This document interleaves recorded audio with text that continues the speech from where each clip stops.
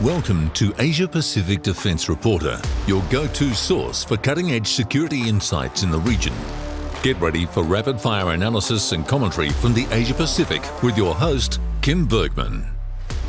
Hello and welcome back. This is the last podcast for 2023, and there are a couple of topics where I'm not going to hold back because not only is it the end of the year, but some things have happened that have really annoyed me. And for those of you who are worried that I'm just going to repeat the same old stuff about AUKUS and about helicopters, just bear with me. I can assure you that I've got some new information to contribute in all of this. Now, on the 15th of December in the United States, the National Defense Authorization Act was passed, a huge document over 4,000 pages dealing with defense funding for the next 12 months. It has stuff about everything from B-21 aircraft all the way through to guard dogs and things like that. Now, embedded in the middle of it was a section about AUKUS, and as I've been reporting in the past, the legislation that is now official is pretty similar to the drafts that I've been commenting on earlier. And the reporting about this in Australia I found a little bit annoying because somehow it seemed to imply that the passage of the legislation means that Australia will be acquiring nuclear-powered submarines. It does no such thing.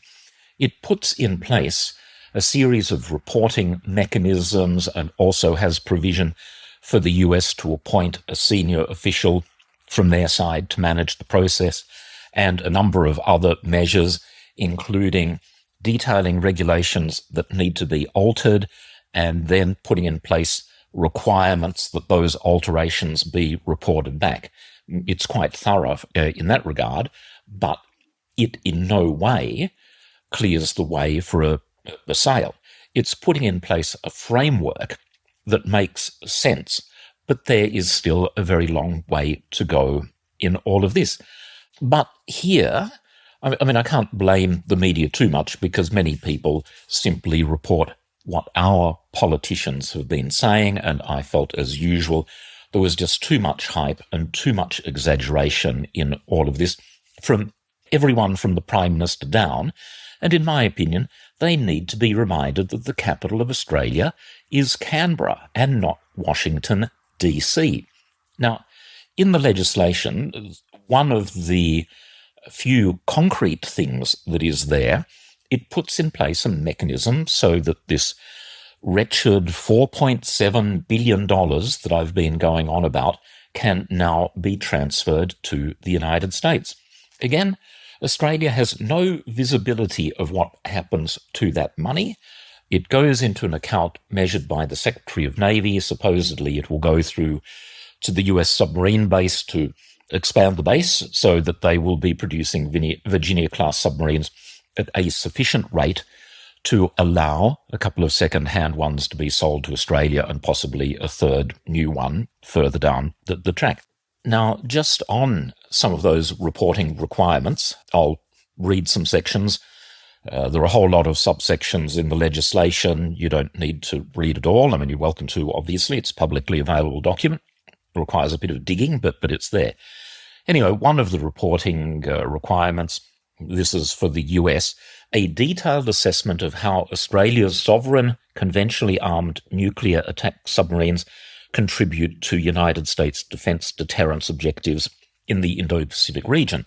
Well, I think the only way that Australian submarines contribute to US security is if fundamentally they are regarded as part of US forces. If ours are regarded somehow as separate from the United States, as possibly being unavailable to be involved in a conflict, then you would think that that actually detracts from US security, that they would have been better off keeping the submarines for themselves. So that's an interesting one. I don't know how that's going to be handled, but now we come to the real crux of it. The part of the legislation that explains under what conditions a future president is authorized to approve of the sale. Point 1, the transfer of such vessels will not degrade the United States undersea capabilities. That's an interesting one. Will not degrade the United States undersea capabilities. Well, a future president could simply take the view, we need these submarines more than Australia does. Full stop. End of sale. The second point that's in the same paragraph, that a sale is consistent with United States foreign policy and national security interests. Well, I mean, that is such a broad phrasing. Again, it would allow a future president to simply say, no, the sale isn't consistent with the United States foreign policy and national security interests. That's it. Sale doesn't go ahead. Now, for Australia to already be handing over the 4.7 billion, and there are other, we're spending money. I detailed 2 billion going on training, 300 million going on towed array sonars, and I'm told with more to be spent in that area. I'll put a placeholder there. I'll be coming back to that one.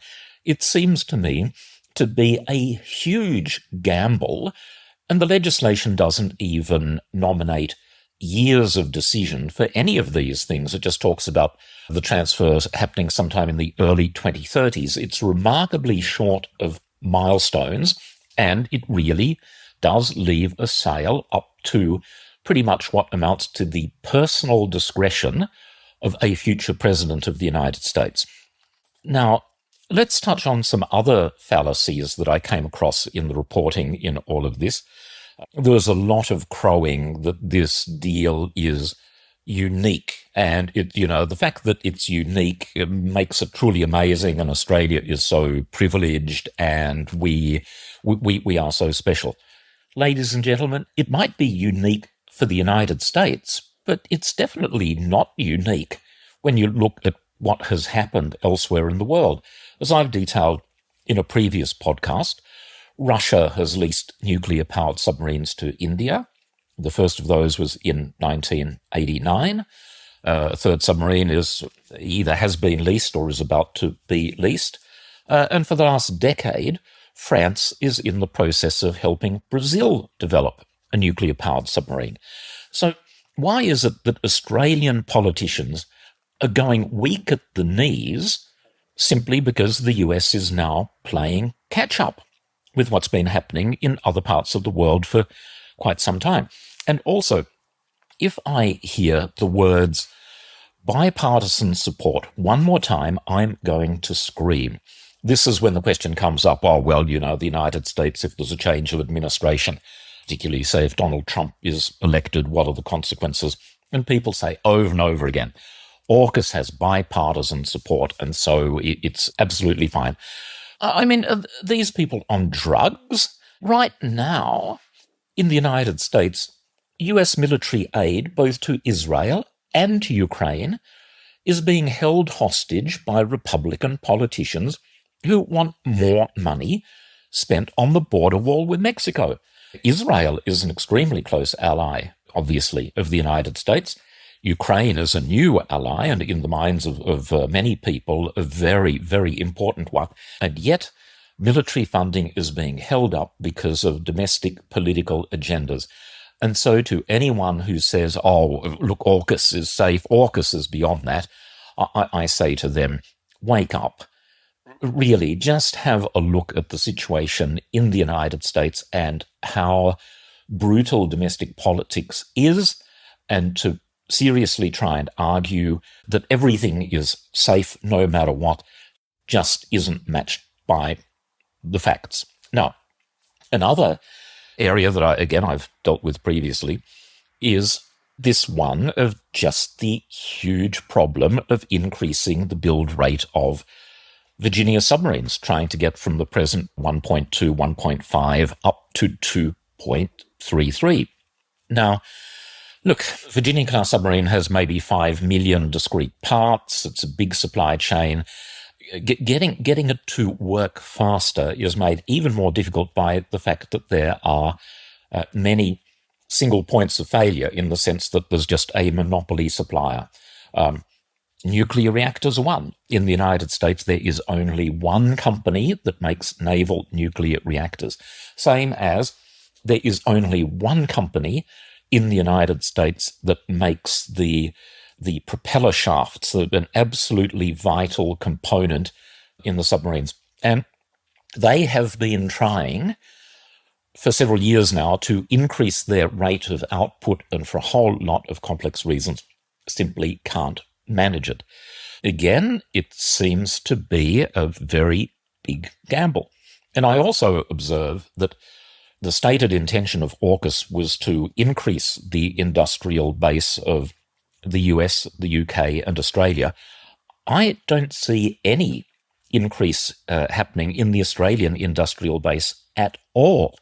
In fact, because of government cutbacks to defence expenditure, another hot topic that I've dealt with, Australian industry will soon start to shrink. Rather than beefing up, it's going to go backwards. And Defence Industry Minister Pat Conroy is fond of talking about, Australia will be spending money gearing up for Virginia-class submarines to be deployed to Australia from 2027 onwards, and we're preparing for the eventual construction of the AUKUS submarine. But just look at where that money is going. It's to buy land, and it's pouring concrete to make some docks longer. I'm not aware of a single cent at the moment being invested in future submarine technology. It's all going into infrastructure. Okay, yes, you need the infrastructure, but it doesn't matter how many million cubic meters of concrete you pour or how much land you buy as a country. It doesn't get us at all close to being up to the task of the construction of a submarine. Another depressing feature in all of this is what I regard as almost the complete lack of analysis about the additional capability that a nuclear-powered submarine is going to give to us. And I maintain most of Australia's submarine needs could have been met by a conventional boat constructed locally with air-independent propulsion and with refuelling stations at any of a multiple of northern locations, including Christmas Island, Exmouth and Darwin, preferably all three. And by the way, when I mean a modern conventional submarine, I mean a forward-looking design like ones from Korea, Sweden, Germany and Japan. For people who say that, well, we tried that with the attack class and failed, I say that the attack design was a terrible idea. It had no air-independent propulsion, no lithium-ion batteries, no vertical launch missile system, and no particular provision for the deployment of uninhabited underwater vehicles. So I thought it was a remarkably backward-looking effort. And amazingly, this idea of a modern AIP-equipped submarine seems never to have been seriously considered. When people talk conventional submarines, they are still thinking of Collins, which is now a 30-year-old design. A submarine equipped with AIP can stay fully submerged for more than 20 days. And if on a mission it takes on fuel somewhere in Australia's north, it could carry out extended patrols in the South China Sea. And it's this feature of being able to operate in the South China Sea that continues to fascinate AUKUS boosters, but it's actually of questionable strategic value. Now, also let me say a few things about Virginia-class submarines, because the US is good at saying very loudly that the Virginias are the best SSNs in the world, and that gets repeated in Australia. Well, no, that they're not. I can be quite emphatic about that. And I say this partly using US sources, because the quietest SSN in the US infantry is actually the Seawolf class. But the Seawolf was so expensive to build that they could only produce 3 of them. And as I previously mentioned, one of them collided at a high speed with an undersea rock a couple of years ago and is out of service for another 2 years. Now, Virginias are certainly good, but they're not that good. They are designed as a cheap, relatively speaking, they're still, 8 billion Australian dollars or something like that, but that they are a lower cost, mass-produced alternative to Seawolf, and with maintenance very much an afterthought in their design. Now, that's not me. That's various public statements by the United States Navy. Now, it's a while since I've had access to anything like the classified data that you need on this topic, but I would speculate that after Seawolf, the next quietest SSN would be the French Barracuda. I've got a pretty good idea of French building standards and the levels that they try and achieve in terms of stealth and in terms of trying to quieten the submarine. And so I would rate Barracuda very highly. Astute from the UK, I have a bit more difficulty calibrating that, but that's probably quieter as well than a Virginia class. And of course, one of the many ironies is that Australia was developing a conventional version for the attack program of the French Barracuda. And if we had given up that silly idea and switched to nuclear power, that submarine could have been constructed in Australia with work starting, frankly, about now, not in the year 2040. And, again, people in the government and just parroting stuff that they've been told from Navy, well, that uses low-enriched uranium and so has to be refueled every 10 years. Well, so what? So what? That those reactor cores, the nuclear material, LEU, could be stored in Australia and we could be refueling the submarines here.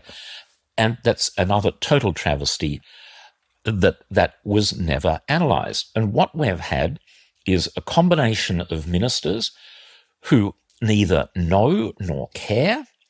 They have staff who have other completely unknown priorities, and a department that has lost its way in terms of having a rigorous framework for project development and approval.